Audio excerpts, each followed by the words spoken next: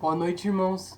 É uma honra mais uma vez a gente estar junto agora para o nosso nono encontro já das questões cruciais e o tema de hoje é o que posso fazer com a minha culpa? Bom, o Sproul ele vai começar dando uma diferenciação entre culpa e sentimentos de culpa.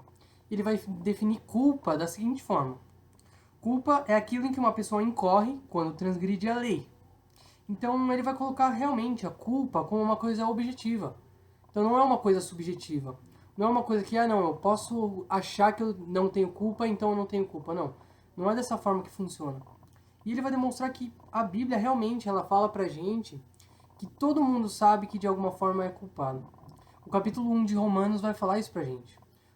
A gente sabe que a gente é culpado de alguma forma por ter transgredido as leis de Deus, no caso.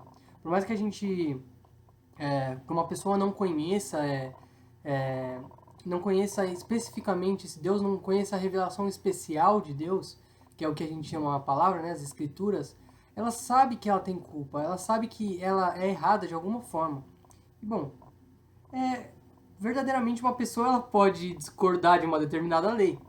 Então, muitas vezes ela pode falar, ela pode questionar uma determinada lei, por exemplo, por que existe uma lei que não se pode fumar em um local público, por exemplo? Ou a pessoa pode questionar a própria existência, a necessidade de existirem leis. Isso não vai deixar, se a pessoa transgredir uma daquelas leis com que ela não concorda, isso não vai fazer com que ela não seja culpada. Então, se é proibido fumar num local público, a pessoa fumou num local público e levou uma multa por isso, de alguma forma, foi punida por isso, ela não pode alegar que realmente ela não. Ah, não, mas essa lei aí eu não concordo com essa lei. Ela vai ser culpada da mesma forma, se ela concorda com isso ou não. Então ele começa a diferenciar aí. Bom, quando a gente fala de Deus, a gente vê que Deus é o legislador supremo. Ou seja, a sua lei ela não está baseada de uma forma arbitrária como as nossas leis estão, para favorecer um determinado grupo de pessoas ou uma determinada causa, não. A lei de Deus ela é centrada no próprio caráter de Deus.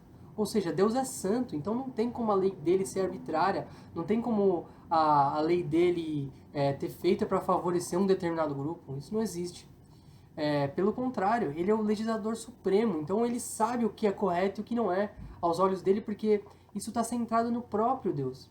E a partir do momento que a gente infringe essa lei, que a gente realmente desagrada a Deus, a gente tem culpa. Porque a gente quebrou a lei do legislador supremo, do criador de todas as coisas.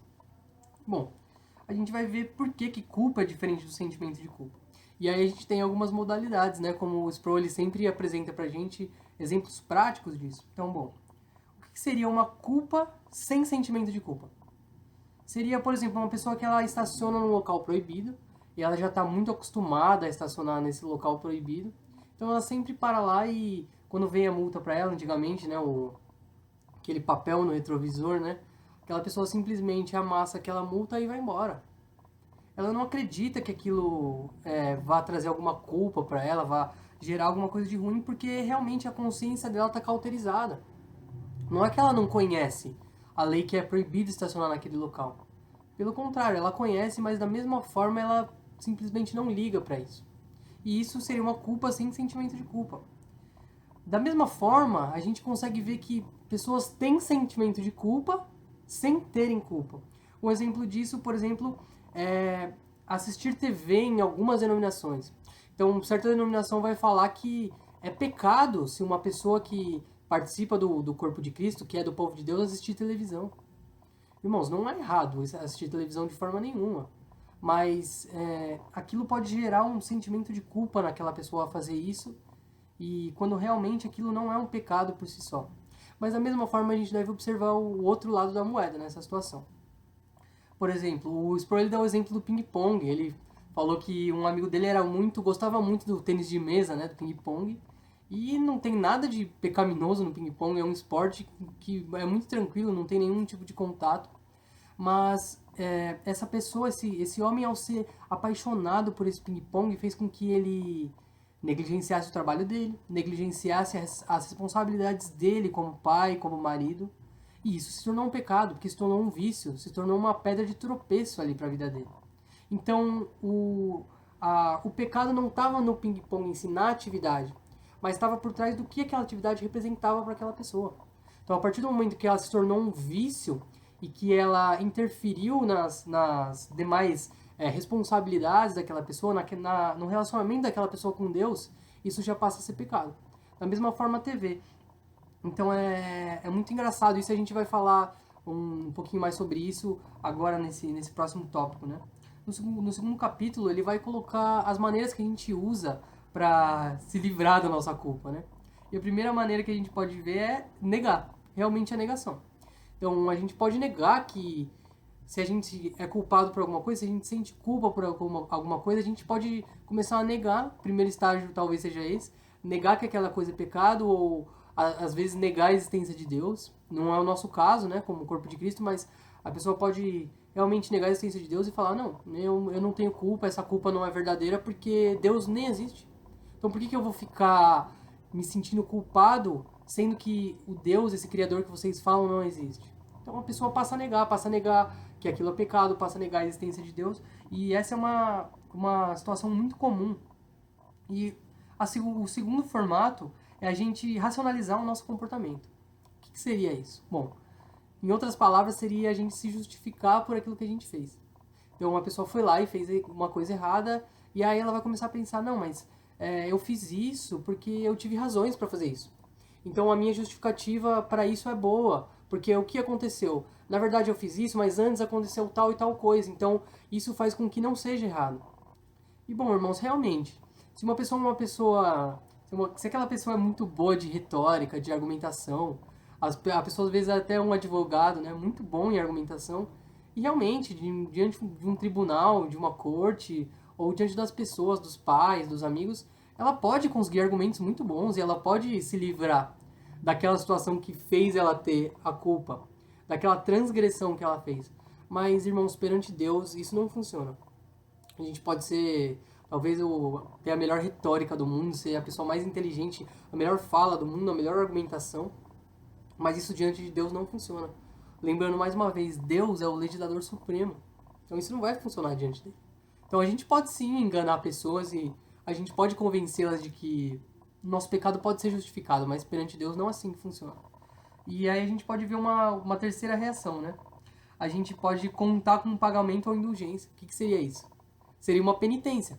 Então seria, não, eu realizei determinada coisa, mas se eu pagar uma certa penitência para isso, eu não vou ser mais culpado. E isso nos leva, muitas vezes, a enxergar aquela visão universalista que a gente falou nas semanas anteriores. Ou seja, isso vai levar a gente a fazer uma argumentação no sentido de, não, eu posso pagar uma penitência para me livrar desse meu pecado e vai ficar tudo certo. Isso vai levar a gente a pensar que Deus, ele é bom e que ele vai perdoar todas as dívidas de todo mundo. Isso vai levar a gente a pensar que não, realmente eu pequei, mas Deus, ele é muito bondoso e ele vai perdoar e eu não preciso fazer nada. Eu tenho certeza que ele é bom e que ele não vai fazer nada sobre isso, sobre esse pecado, então vou realmente ou continuar pecando ou deixar isso escondido para outra hora. Irmãos, isso realmente não é verdade. Isso nos leva a observar a única coisa que pode livrar a gente da nossa culpa, né?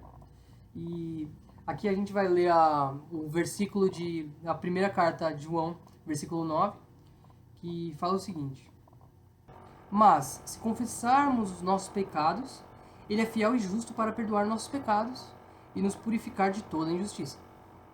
Então a gente consegue ver que realmente a resolução para essa culpa que a gente sente é o próprio Deus. Então ele vai falar que se a gente confessa o nosso pecado, Deus é justo e vai nos perdoar. Isso é uma afirmação da revelação de Deus. O que isso quer dizer? Isso quer dizer que se a gente confessa o nosso pecado, e da mesma forma a gente continua se sentindo culpado e a gente continua falando que não tem coisa que possa aliviar essa culpa, a gente está falando que o poder de Deus não é suficiente. A gente não está acreditando na veracidade da palavra de Deus. A gente está falando em outras palavras que o nosso sentimento é mais verídico, que nosso sentimento traz mais verdade, é mais confiável do que a palavra do próprio Deus. Então, esse versículo encoraja a gente a confessar os nossos pecados e ver que realmente Deus é fiel e Deus é justo para perdoar os nossos pecados, assim como ele diz nas escrituras dele. Bom, embora Satanás ele vai nos tentar com realmente, vai colocar tentações pra gente, vai colocar coisas no nosso caminho que vão de uma certa forma, evidenciar esse nosso pecado, vão nos trazer vontade de realmente cometer pecados e pecar contra a santidade de Deus, essa não é a obra principal dele. Mas a obra principal de Satanás é acusar. Não é à toa que ele leva o nome de acusador muitas vezes, né? E ele vai nos acusar dos nossos pecados. E realmente essa acusação, ela vai fazer com que a gente não aproveite a graça de Deus que perdoa os nossos pecados, que é uma graça perdoadora, misericordiosa, e como Deus promete na Escritura dele. Então, realmente, a diferença do Espírito Santo para Satanás nesse quesito de pecado é que o Espírito, ele realmente incomoda a gente acerca do nosso pecado, mas a finalidade disso é que a gente se reconcilie com Deus. É a nossa reconciliação com Deus a finalidade do Espírito tocar o nosso coração. De uma outra forma, Satanás na nossa vida, ele nos acusa do nosso pecado para nos destruir, para nos colocar cada vez mais para baixo, para que estejamos realmente ou culpados ou totalmente imersos nesse pecado. Então essa é a grande diferença dos dois. E uma coisa que a gente consegue ver é que realmente Deus, ele é fiel e justo para nos perdoar. Então as pessoas podem não perdoar a gente pelos nossos pecados. Então não sei se você cometeu um pecado e você chegou a pedir perdão para aquela pessoa, ajoelhou, pediu perdão, falou: ô meu irmão, me perdoa, aquilo não foi minha intenção, eu não fiz isso, ou de repente eu fiz isso sim, foi maldade do meu coração, mas eu te peço perdão, estou arrependido, e aquela pessoa ainda assim não te perdoa. Isso pode acontecer, isso é relação horizontal, mas se você ajoelhou, orou a Deus e confessou seus pecados pedindo perdão por eles, com verdadeiro arrependimento, Deus te perdoou, irmão. E essa é uma notícia muito boa pra gente, muito boa pra gente. Então, embora às vezes a gente não vai ser totalmente perdoado pelos nossos irmãos, pelas pessoas, a gente vai ser verdadeiramente perdoado por Deus, e essa é uma promessa dele. Isso é o que ele traz na escritura dele, na revelação dele. Então, essa é a mensagem pra gente hoje. Todos nós somos culpados, irmãos. Todos os seres humanos pecaram e carecem da glória de Deus. Mas Deus fala que se nós nos voltarmos para Ele com verdadeiro arrependimento e pedirmos perdão pelos nossos pecados, Ele vai perdoar nossos pecados. E a gente continuar com um sentimento de culpa, sentimento ruim, falando que nunca seremos perdoados por algo que a gente fez, a gente duvidar, irmãos, da suficiência e do poder de Deus. Então, que a gente possa realmente ter isso nos nossos corações essa semana, que Deus, ele é muito fiel, ele é muito bondoso para nos perdoar, e que isso realmente gere na gente um senso de arrependimento, que a gente possa realmente ajoelhar e confessar os nossos pecados a Deus, e tendo fé que Ele vai nos perdoar. Então essa era a mensagem que eu queria deixar com a gente hoje. Queria agradecer mais uma vez pela oportunidade. Semana que vem a gente se encontra de novo.